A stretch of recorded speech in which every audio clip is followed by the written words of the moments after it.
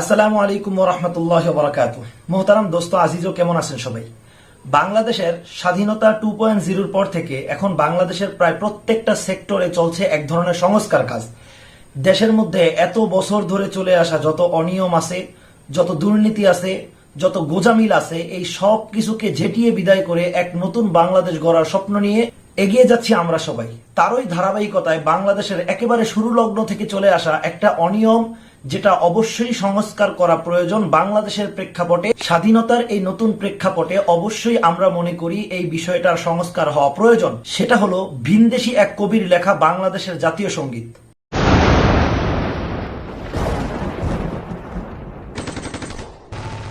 বাংলাদেশের যেই জাতীয় সঙ্গীতটা আছে, আমার সোনার বাংলা, এই জাতীয় সঙ্গীত পরিবর্তনের দাবিটা আজকে নতুন না। বলতে গেলে একেবারে স্বাধীনতার শুরু লগ্ন থেকেই বাংলাদেশের ওলামায়ে কেরাম এই জাতীয় সঙ্গীতের বিরোধী ছিলেন। মসজিদের মিম্বরে হোক, ওয়াজের ময়দানে হোক, প্রত্যেকটা জায়গায়, এমনকি লেখনির মাধ্যমেও তারা বারবার নিজেদের অসন্তোষ প্রকাশ করেছিলেন এবং দাবি করেছিলেন যেন এই জাতীয় সঙ্গীত অবশ্যই বাদ দেওয়া হয়। তবে উইকিপিডিয়ার তথ্য মতে সর্বপ্রথম নিয়মতান্ত্রিকভাবে এটা পরিবর্তনের দাবি তুলেছিলেন জামায়াতে ইসলামীর আমির মাওলানা মতিউর রহমান নিজামী এবং তাদের অন্যতম প্রধান একজন কেন্দ্রীয় নেতা আলী আহসান মুজাহিদ, এবং সেটাও হয়েছে আজ থেকে প্রায় 22 বছর আগে 2002 সালে।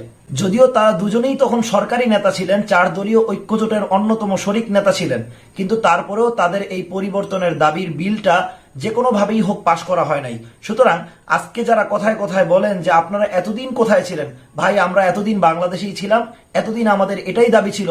তুমি শোনো নাই, এটা তোমার দুর্বলতা। তুমি শোনো নাই, এটা তোমার অক্ষমতা। তুমি শোনো নাই, এটা তোমার ব্যর্থতা। কথা পরিষ্কার। মজার কথা হলো যে বাংলাদেশে যখনই জাতীয় সঙ্গীত পরিবর্তনের দাবিটা তোলা হয়, একটা আওয়াজ তোলা হয়, তখন এক ধরনের মানুষের একেবারে রবীন্দ্রনাথ ঠাকুরের জন্য জান প্রাণ দিয়ে তাদের একেবারে মহাব্বত বায়া বায়া পড়ে। এত মহাব্বত যে কোথা থেকে আসে সেটা আমরা আজ পর্যন্ত বের করতে পারি না। সে আমাদের কি হয়? এই রবীন্দ্রনাথ ঠাকুর আসলে এমন কি হয়ে গেছে যে তার কোনো কিছু পরিবর্তন করা যাবে না, তার বিরুদ্ধে কোনো কথা বলা যাবে না, তার বিরুদ্ধে কোনো আওয়াজ তোলা যাবে না? তার লেখাটা এমন কি ঐশীবাণী হয়ে গেছে যে এটা পরিবর্তনের দাবি করা যাবে না? কেন? তো আজকে আমরা একেবারে মৌলিকভাবে একটা আলোচনা করব যে আমরা কেন আসলে জাতিসংগীতের পরিবর্তনটা চাই এবং কোন কোন কারণে আমরা আমাদের এই দাবিটাকে যৌক্তিক বলে মনে করি। 1 নাম্বার কারণ হলো এই লেখাটা বাংলাদেশের কারো লেখা না, বরং ভিনদেশী একজন নাগরিকের লেখা। তার ধর্ম, গোত্র, বর্ণ যেটাই হোক না কেন, সর্বপ্রথম আমাদের মৌলিক বিষয় হলো সে বাংলাদেশী না। সুতরাং একজন বিদেশির লেখা কোন যুক্তিতে আমার দেশের জাতীয় সঙ্গীত হবে, এটা আমরা আজ পর্যন্ত বুঝতে পারিনি।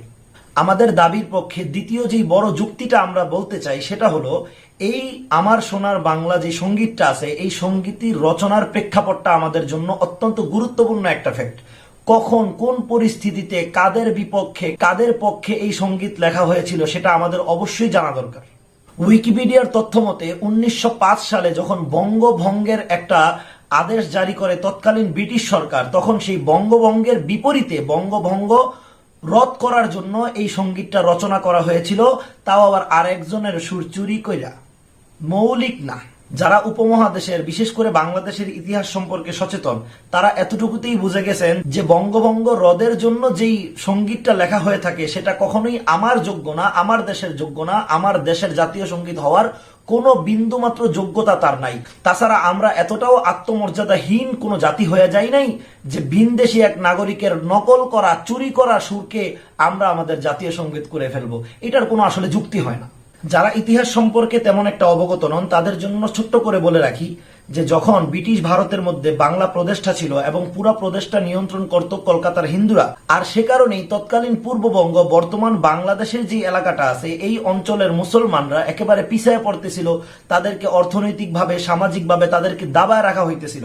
তখন বাংলার মুসলমান যে নেতারা ছিল তারা ব্রিটিশ সরকারের কাছে আবেদন করলো যেন বাংলা প্রদেশটাকে 2টা ভাগ করে দেয়। এই অঞ্চলে তখন মুসলমানদের একটা আধিপত্য থাকবে, ওই অঞ্চলটা হিন্দুদের নিয়ন্ত্রণে থাকুক। এতে করে রাজনৈতিকভাবে, সামাজিকভাবে এবং অর্থনৈতিকভাবে মুসলমানদের উন্নতির একটা সুযোগ আসবে। ব্রিটিশ সরকারও তখন তাদের এই আবেদনের যৌক্তিকতা বুঝতে পারছে এবং তাদের নিজেদের কিছুটা স্বার্থের কারণেও তারা এই বঙ্গভঙ্গ প্রস্তাবটাকে তারা পাশ করে এবং রাজি হয় যে ঠিক আছে, আমরা বঙ্গভঙ্গ করে দেব, 2টা ভাগ করে দেব, তাতে করে মুসলমানদের উন্নতির একটা সুযোগ আসবে। তৎকালীন প্রেক্ষাপটের বিবেচনায় এই বঙ্গভঙ্গটা ছিল এক হিসাবে বর্তমান বাংলাদেশের জন্য একটা স্বাধীনতার মতো।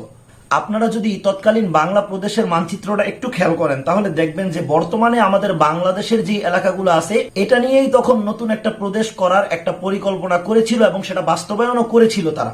কিন্তু কথা হলো বাঙালি মুসলমানের এই উন্নয়নের সুযোগ কলকাতার হিন্দু দাদাবাবুদের পছন্দ হয় না। তন্মধ্যে একজন অন্যতম কেন্দ্রীয় ব্যক্তিত্ব ছিলেন এই জালেম ফ্যাসিস্ট জমিদার রবীন্দ্রনাথ ট্যাগর। তারা কোনোভাবেই রাজি হলো না যে এই প্রদেশকে দুইটা ভাগে ভাগ করা হোক, তারা কোনোভাবেই চাইলো না যে মুসলমানরা উন্নতি করুক। সুতরাং তারা আবার আন্দোলন করলো, ঝাঁপায়া পড়লো। ওই আন্দোলনের মধ্যেই এই গানটা লেখা হয়েছিল, আমার সোনার বাংলা। এভাবেই তারা আন্দোলন করতে করতে ব্রিটিশ সরকারকে বাধ্য করলো যেন তারা বঙ্গভঙ্গ রদ করে আবার যেন সকল কর্তৃত্ব তাদের হাতে চলে যায়, আবার যেন মুসলমানরা একেবারে পিছায়া পড়ে। সুতরাং এবার আপনি একটু ভেবে দেখুন যে বর্তমান বাংলাদেশ এলাকার স্বাধীনতার বিপক্ষের যেই গানটা ছিল সেই গানটা আমাদের দেশের জাতীয় সঙ্গীত হওয়ার কোন রকম যোগ্যতা কি আসলে রাখে?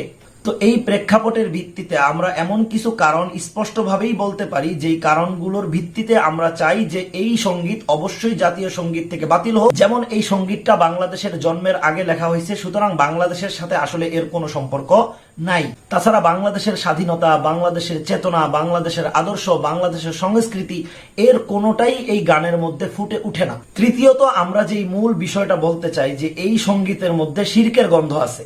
আমি একজন মুসলমান হিসেবে, আমরা একজন মুসলমান হিসেবে, বাংলাদেশের অধিকাংশ নাগরিক মুসলমান হিসেবে আমরা কোনোভাবেই এমন কোন সঙ্গীত চাই না যে সঙ্গীতের মধ্যে শিরকের গন্ধ থাকবে, শিরকের আভাস থাকবে। এখন যারা সেকুলাঙ্গার এবং কথিত সুশীল প্রজাতির প্রাণী আছে তারা কোনোভাবেই খুঁজে পায় না যে এই গানের মধ্যে আসলে ইসলাম বিরোধী কি আছে বা শিরকের মতো কি আছে।